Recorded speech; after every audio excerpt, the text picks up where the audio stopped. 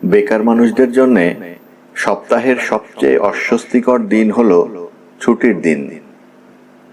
যারা কাজকর্মে থাকে এই দিনে তাদের মধ্যে ঢিলে ভাব চলে আসে, যেন পায়জামার গিঁট বেশ খানিকটা আলগা করে দেয়া হলো।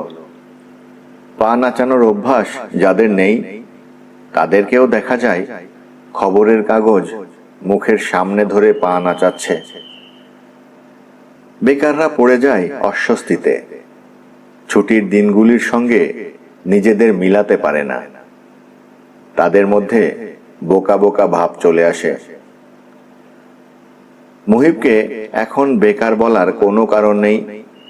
চাকরিতে জয়েন সে করেনি, কিন্তু 1 তারিখেই করবে। ছুটির দিনে তার অস্বস্তি বোধ করার কোনো কারণ নেই। সে অবশ্যই একটা খবরের কাগজ কিনে এনে পা দোলাতে দোলাতে পড়তে পারে। খবরের কাগজ কিনতে হবে, কারণ এ বাড়িতে যে দুটো কাগজ রাখা হয় তার কোনোটাই দুপুরের আগে রিলিজ হয় না।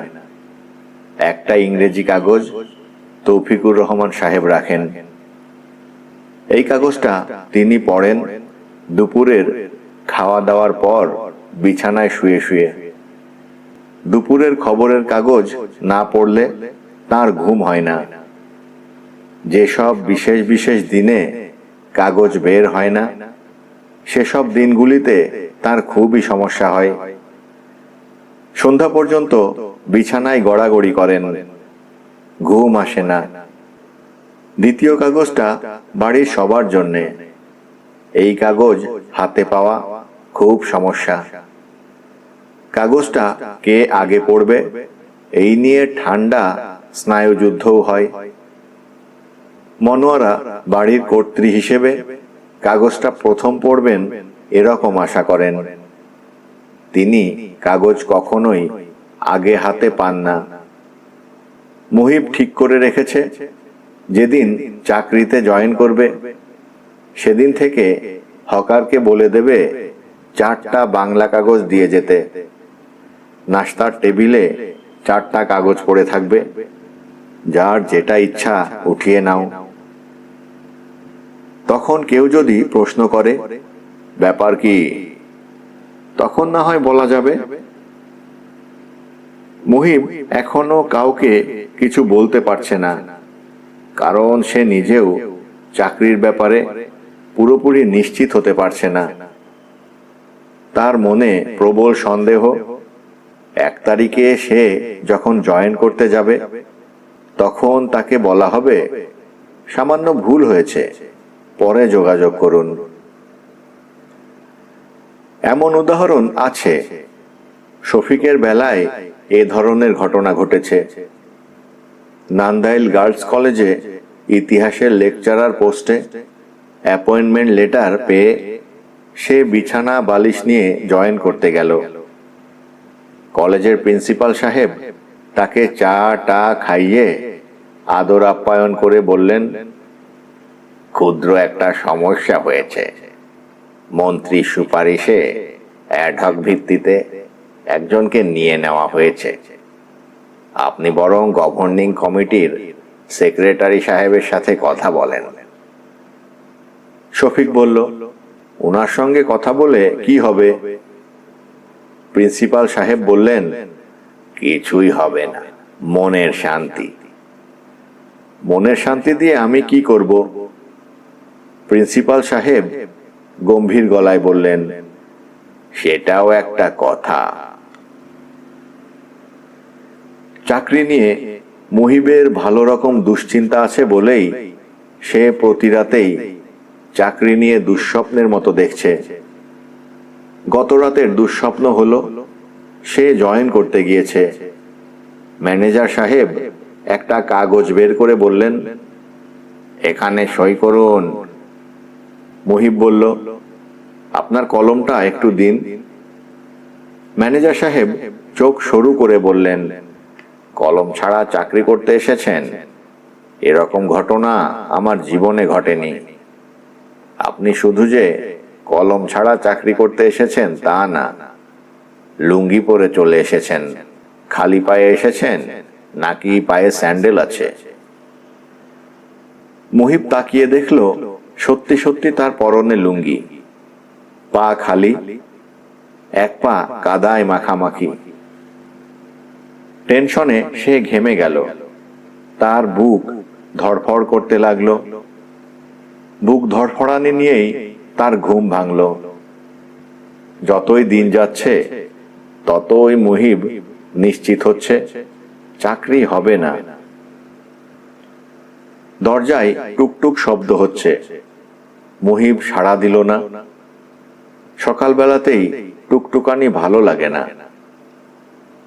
মুহিব, দরজা খোল। মায়ের গলা। মুহিব বিছানা থেকে নামল। ছুটির দিনের সকালবেলায় মাতৃমুখ দর্শন তার জন্যে কোনো সুখকর ব্যাপার নয়। তাকে কোথাও যেতে হবে। সম্ভাবনা 90% যে মনোয়ারা তাকে তার বড় মেয়ের কাছে গোপন চিঠি দিয়ে পাঠাবেন। মনোয়ারা তার বড় মেয়ের সঙ্গে গোপন চিঠি চালাচালি করেন। মুহিব পোস্টম্যান। আজও মনে হয় রানারের ভূমিকা পালন করতে হবে। মুহিব দরজা খুলল। মনোয়ারা চায়ের কাপ হাতে গম্ভীর মুখে দাঁড়িয়ে আছেন। এটা একটা বিস্ময়কর ঘটনা।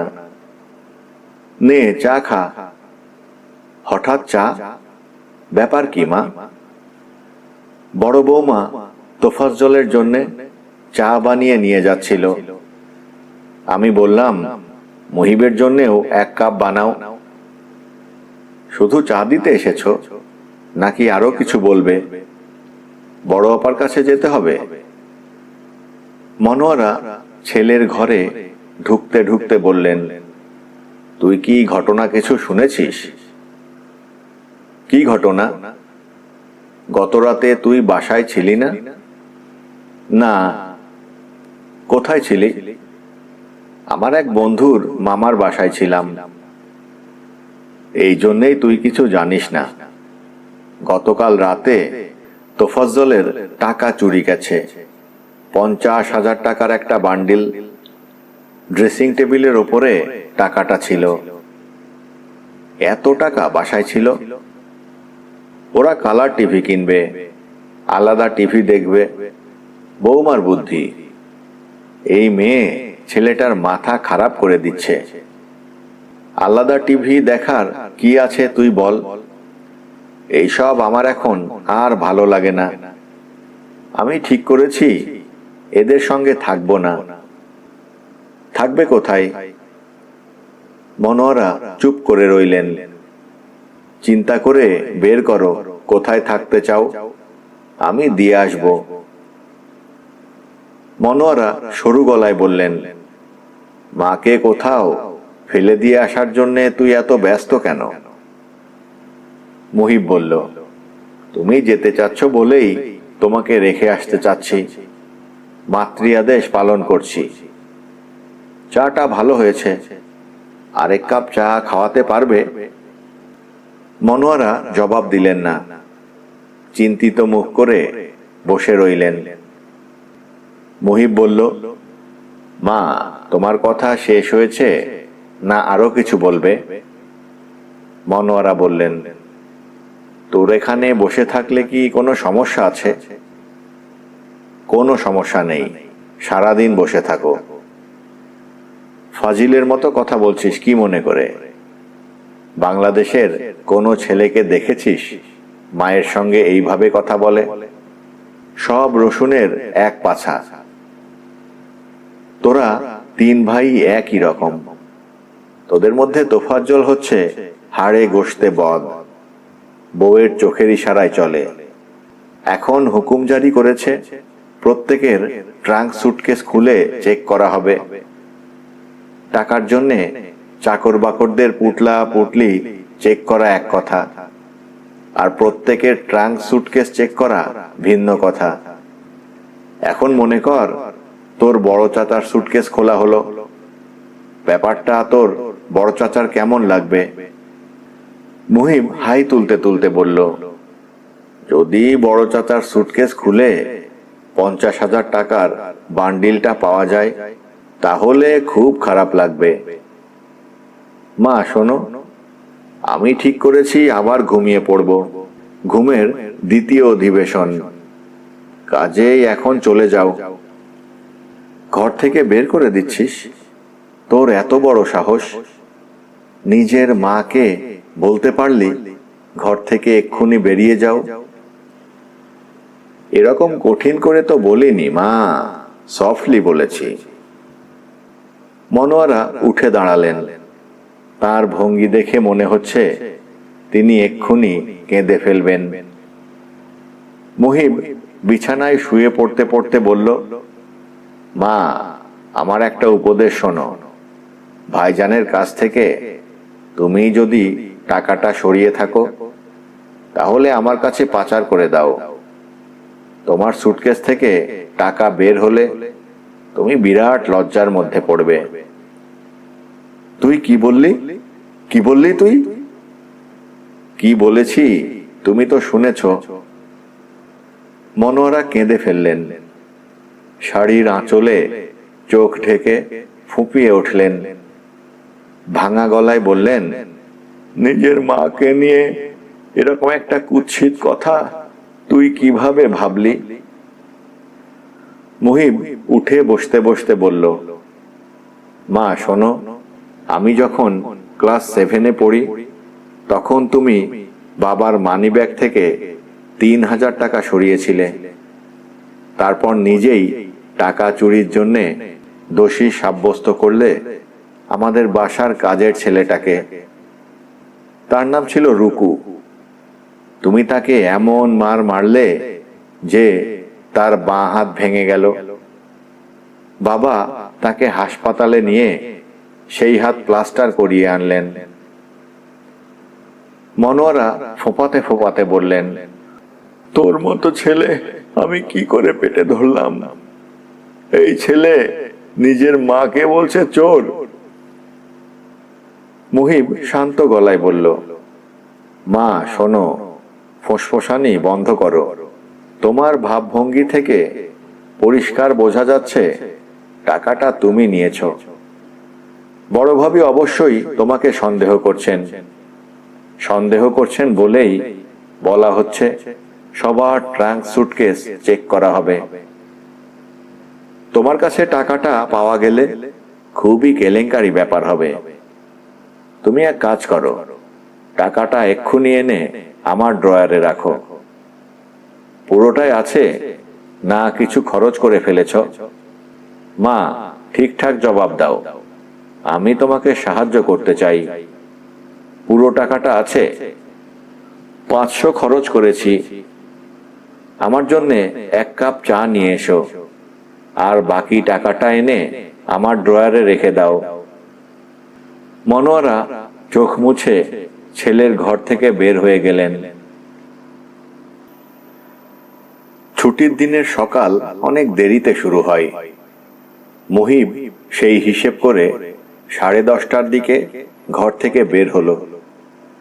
তার কাছে পরিস্থিতি খুবই স্বাভাবিক মনে হচ্ছে।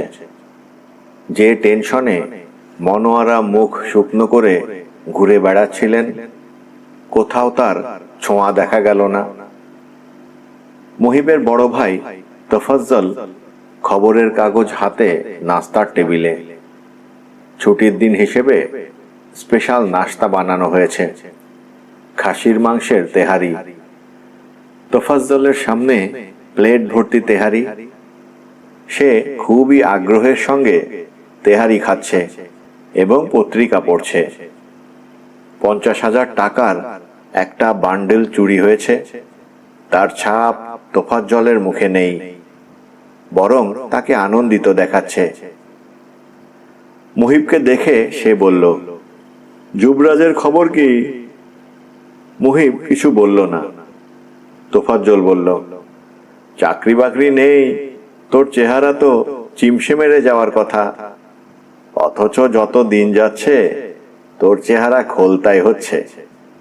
রহস্যটা কি রে? প্রশ্নের জবাব হলো লজ্জিত ভঙ্গির হাসি। সেই হাসি কেন যেন আসছে না। তুই এক কাজ কর, মতিঝিল এলাকায় ঘোরাঘুরি না করে এফডিসি এলাকায় ঘোরাঘুরি কর। কোনো পরিচালকের নজরে পড়লে তোকে ফিল্মে নিয়ে নেবে। আমি কিন্তু ঠাট্টা করছি না, আমি সিরিয়াস। মুহিব ভাইয়ের পাশে বসেছে। সকালবেলায় তৈলাক্ত তেহারি দেখে গা গোলাচ্ছে। বেগুন ভাজা দিয়ে রুটি খেতে ইচ্ছে করছে। ঘরে বেগুন অবশ্যই আছে। দুটা রুটি সেঁকে দিতে বেশি যন্ত্রণা হবার কথা নয়। সেই নির্দেশ মুহিব দিতে পারছে না। তোফাজ্জল মুখের ওপর থেকে পত্রিকা নামিয়ে বলল, শফিক নামে তোর কোনো বন্ধু আছে? মুহিব বলল, আছে। কমন সেন্স বলে একটা জিনিস যে বাজারে প্রচলিত আছে, তার ব্যাপারে সেটা মনে হলো না। I am so annoyed. কি করেছে? ভোর 6টার সময় টেলিফোন করে তোকে চাচ্ছে। আমি বললাম, জরুরি কিছু? সে বলল, না, জরুরি কিছু না। আমি বললাম, জরুরি কিছু না হলে পরে টেলিফোন করো। ছুটির দিনে ভোর 6টায় জরুরি কোনো কারণ ছাড়া টেলিফোন করা অপরাধের মধ্যে পড়ে। সে টেলিফোন রেখে দিয়ে ঠিক 20 মিনিটের মাথায় আবার টেলিফোন করেছে। আমি স্টুপিড বলে গালি দিতে চাচ্ছিলাম, শেষ মুহূর্তে নিজেকে সামলিয়েছি।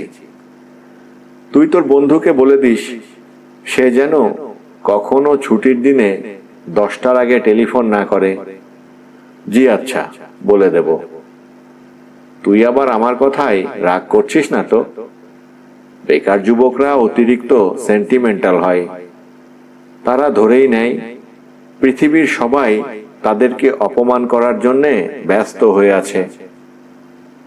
তুই বরং এক কাজ কর, নাস্তা খেয়ে তোর বন্ধুর সঙ্গে টেলিফোনে কথা বল।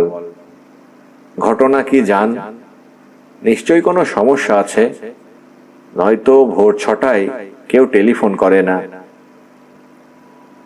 মুহিব টিপট থেকে কাপে চা ঢালল।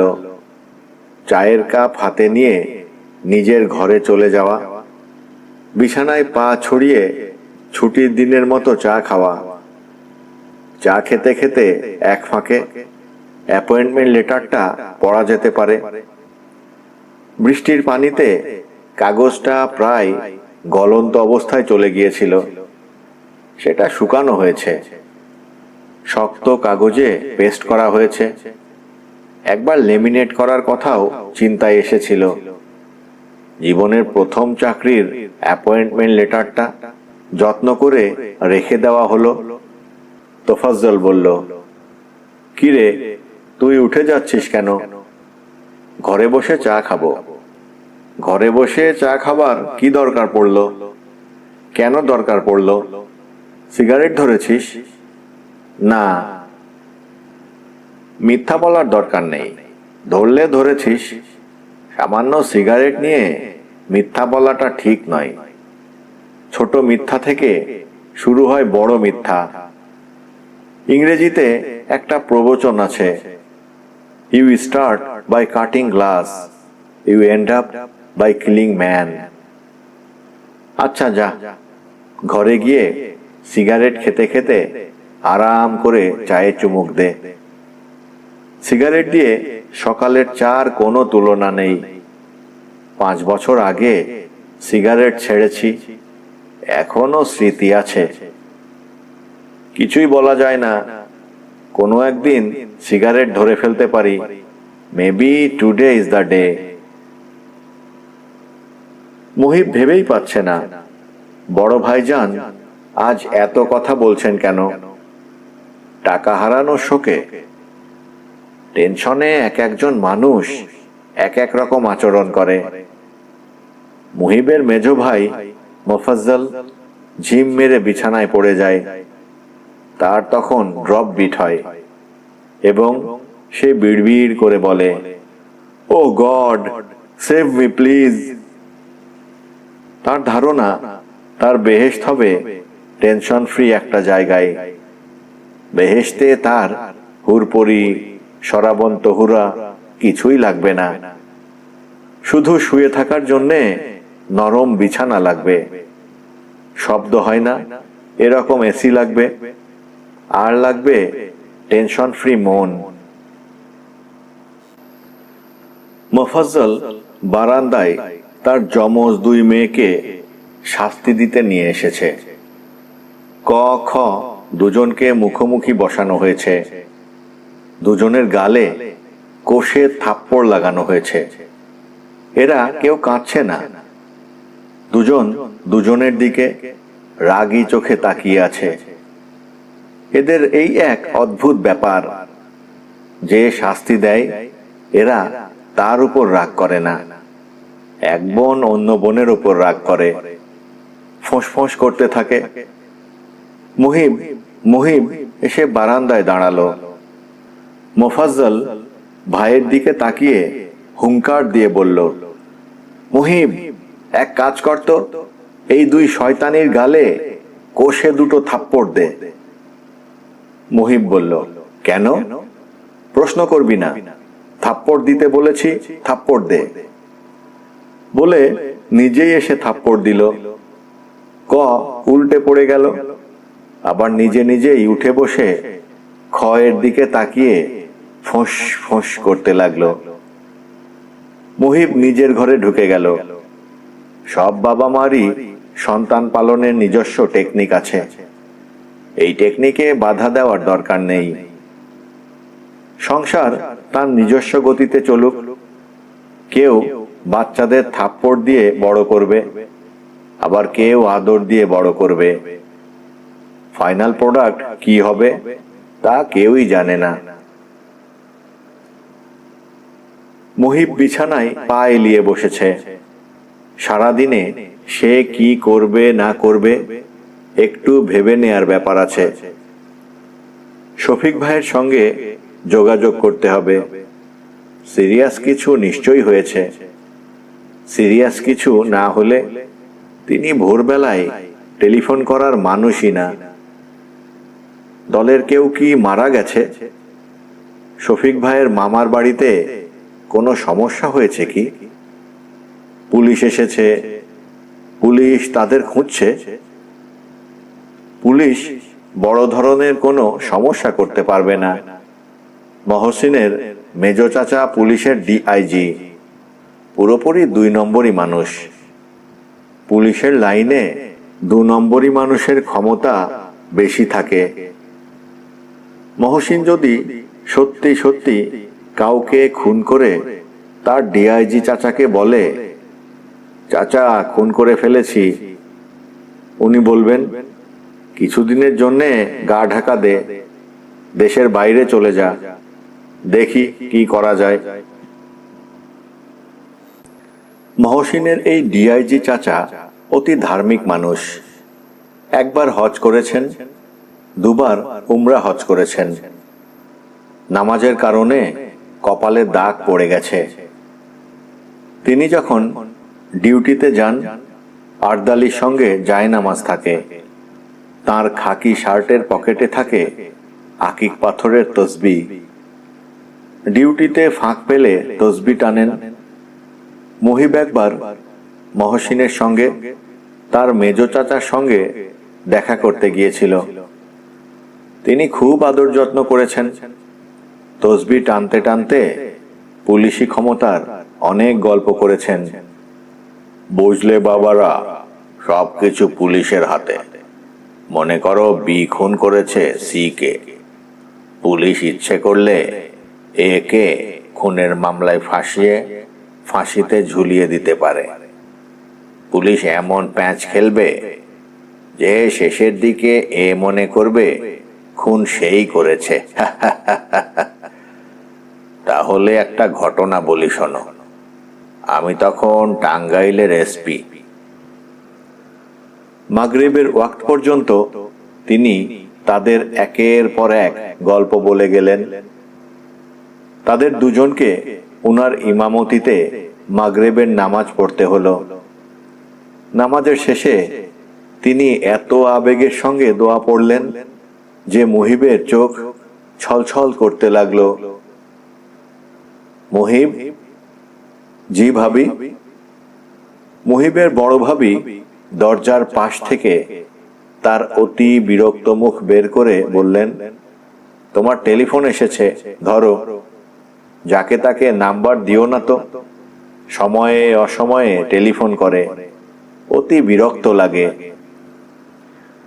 মুহিব বিছানা থেকে নামতে নামতে বলল, ইলিশ মাছটা পাঠিয়েছিলাম, কেমন ছিল ভাবি? ভালো। টাকাটা পুরোটাই খরচ করেছো? বাঁচেনি কিছু? 1000 টাকা দিয়েছিলাম, পুরোটা তো লাগার কথা না। 100 টাকার মতো বেঁচেছে। যা বাঁচে ফেরত দিও। সব সময় চেয়ে টাকা নিতে হবে কেন? তোমার ভাইয়ের 50,000 টাকা যে চুরি গেছে শুনেছ? জি। তোমার ভাই বলেছে সবার বাক্স প্যাটরা চেক করা হবে। আমি না করেছি, সে শুনছে না। শেষে কার না কার ব্যাগ থেকে টাকা বের হবে, নিজের আত্মীয় স্বজনদের মধ্যে। ভাবি, তোমরা কি নিশ্চিত যে আমাদের মধ্যে কেউ নিয়েছে? অবশ্যই। কে নিয়েছে বলে তোমার অনুমান? আগে টেলিফোন সেরে আসো। তোমার বন্ধু কতক্ষণ টেলিফোন ধরে বসে থাকবে? মুহিব টেলিফোন ধরতে গেল। টেলিফোন করেছে শফিক। তার গলা উত্তেজনায় কাঁপছে। অতি দ্রুত কথা বলছে বলে কথাও জড়িয়ে যাচ্ছে। সকাল থেকে চেষ্টা করছি তোকে ধরার জন্য, এক্ষুনি চলে আয়। টেলিফোন রেখে দৌড় দিয়ে ঘর থেকে বের হবি, লাফ দিয়ে কোনো একটা চলন্ত বেবি ট্যাক্সিতে উঠে পড়বি, স্ট্রেট আমার বাসায়। কি হয়েছে? পত্রিকা পড়িস নাই? পত্রিকার লাস্ট পেজটা দেখেছিস? না। পত্রিকার লাস্ট পেজে হারুনের ছবি ছাপা হয়েছে। কেন? সে প্রেস ক্লাবের সামনে গত রাত 12টা থেকে বসে আছে। ঘোষণা দিয়েছে তার জন্মদিনে অর্থাৎ জুলাইয়ের 2 তারিখে বেকার গায়ে কেরোসিন ঢেলে জীবন বিসর্জন দেবে। কেন? বেকার সমস্যার দিকে জনগণের দৃষ্টি ফেরাবার জন্যে। হারুনের পেটে যে এই জিনিস ছিল কোনোদিন বলেছে? আশ্চর্য ছেলে। সকালে পত্রিকা দেখে আমার ব্রেন তো আওলা হয়ে গেল। কোনো রকম আলোচনা নেই, কিছু নেই, হুট করে এত বড় ডিসিশন। যাই হোক, এখন পুরো দায়িত্ব আমাদের নিতে হবে। কবি, সাহিত্যিক, অভিনেতা, গায়ক, বুদ্ধিজীবী সবার কাছে ছোটাছুটি করতে হবে। সিরিয়াস জনমত তৈরি করতে হবে। আমাদের দলের সবাইকে 1000 টাকা করে চাঁদা দিতে হবে। অনেক খরচাপাতির ব্যাপার আছে। একটা পোস্টার ছাপাতে হবে। নীরব ঘাতক সাবেরের মামার প্রেস আছে। সাবেরকে সঙ্গে নিয়ে ওনার পায়ে পড়ব, বলবো, মামা আপনার পায়ে ধরলাম, রাজি না হওয়া পর্যন্ত পা ছাড়বো না। আমরা কাগজ কিনে দিচ্ছি, আপনি 4 কালারের একটা পোস্টার ছেপে দেন। হারুনের সুন্দর একটা ছবিও তুলতে হবে। হতাশ চেহারা, হতাশ চেহারা, বড় বড় চোখে তাকিয়ে আছে টাইপ। তোর চেনা জানা কোনো ফটোগ্রাফার আছে? না। ফট করে না বলিস না, চিন্তা করে বল। ভালো মতো চিন্তা করলে দেখবি কেউ না কেউ বের হয়ে পড়েছে। 1000 টাকা ম্যানেজ করে চলে আয়। 1000 টাকা হলো মিনিমাম, যত বেশি হয় তত ভালো। কথা বলে সময় নষ্ট করিস না, দৌড় দিয়ে ঘর থেকে বের হ, যা। টাকার জন্যে মুহিব গেল মনোয়ারার কাছে। তিনি অবাক হয়ে বললেন, তোর কত টাকা লাগবে বললি? 5000। এত টাকা দিয়ে তুই কি করবি? আমার এক বন্ধুর চিকিৎসার জন্য দরকার, সে মারা যাচ্ছে। তোর কি মাথা টাথা খারাপ হয়ে গেছে? বন্ধুর চিকিৎসার জন্যে 5,000 টাকা? টাকা এত সস্তা হয়ে গেছে? মা প্লিজ ব্যবস্থা করো, এখন ধার হিসেবে নিচ্ছি, পাই পয়সা হিসেব করে টাকা ফেরত দেব। আমি টাকা পাবো কোথায়? ভাইয়ার বান্ডিলটা থেকে দাও, তুমি তো মাত্র 500 খরচ করেছ, বাকিটা তো আছে, এবং এই টাকাটা ভাইজানকে ফেরত দিতে হবে, কোনোই কাজে লাগবে না। মাঝখান থেকে আমার বন্ধুর জীবন রক্ষা হয়। মনোয়ারা ক্ষিপ্ত গলায় বললেন, তোর এত বড় সাহস? তুই তো মানুষ না, তুই জানোয়ার। নিজের মাকে চোর বলছিস? তোর স্থান দোজখেও হবে না।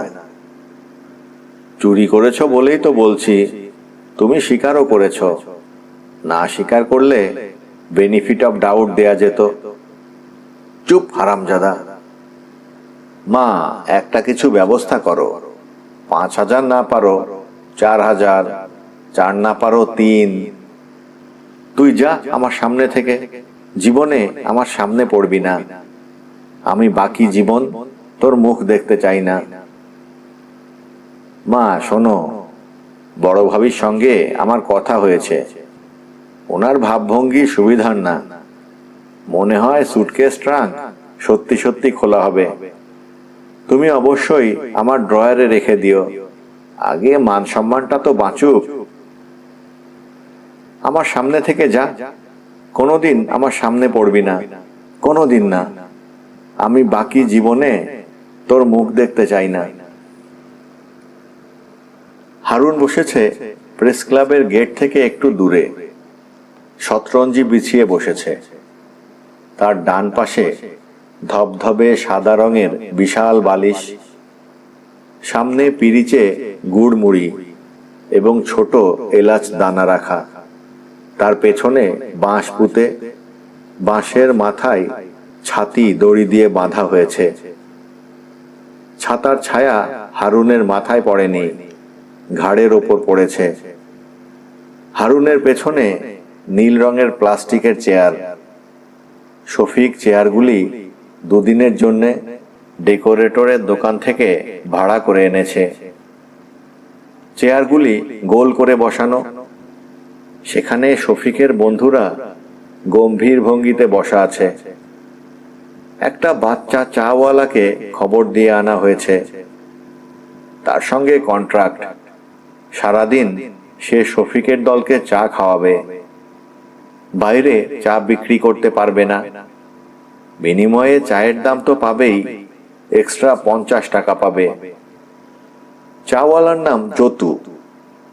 যতু অত্যন্ত আনন্দের সঙ্গে প্রস্তাবে রাজি হয়েছে। সে নিজেকে দলের অংশ হিসেবে ভাবছে, যেন সে এখন এক বিরাট জাতীয় কর্মকাণ্ডের অংশ, গুরুত্বপূর্ণ সদস্য। শফিক তার দল নিয়ে চেয়ারে গোল হয়ে বসেছে, তাদের সবার হাতে চায়ের কাপ।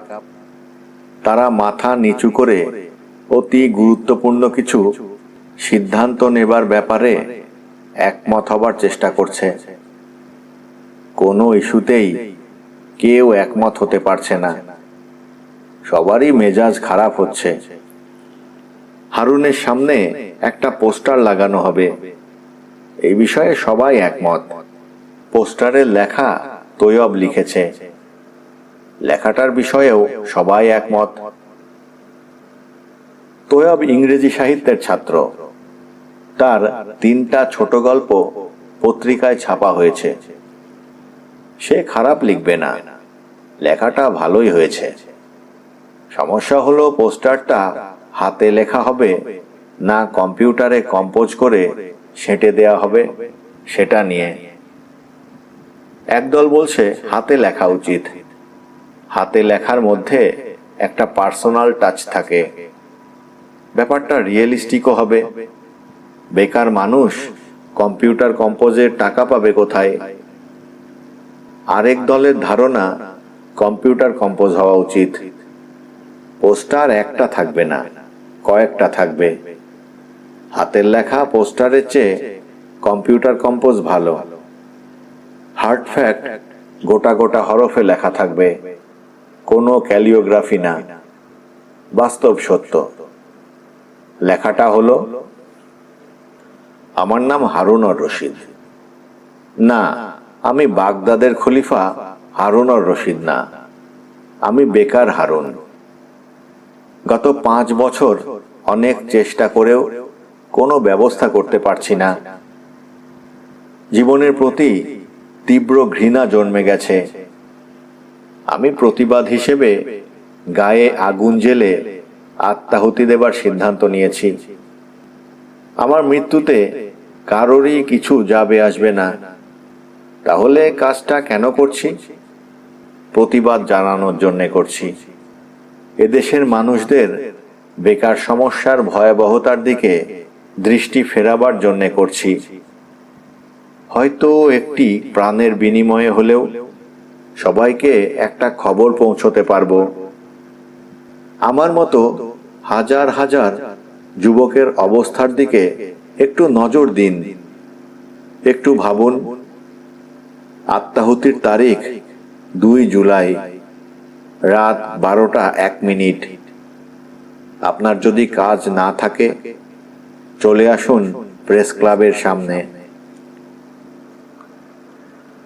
আত্মাহুতির সময়টা নিয়েও মতভেদ তৈরি হয়েছে। একদল বলছে রাত 12টা 1 মিনিট ভালো সময়, মধ্যরাত, একটা দিনের শেষ, আরেকটা দিনের শুরু। আরেক দল বলছে রাত 12টা 1 মিনিটে ঘটনা ঘটলে পত্রিকায় নিউজ ধরানো যাবে না। পত্রিকায় নিউজ ধরাতে হলে সন্ধ্যা 6টার মধ্যে কার্য সমাধা করতে হবে।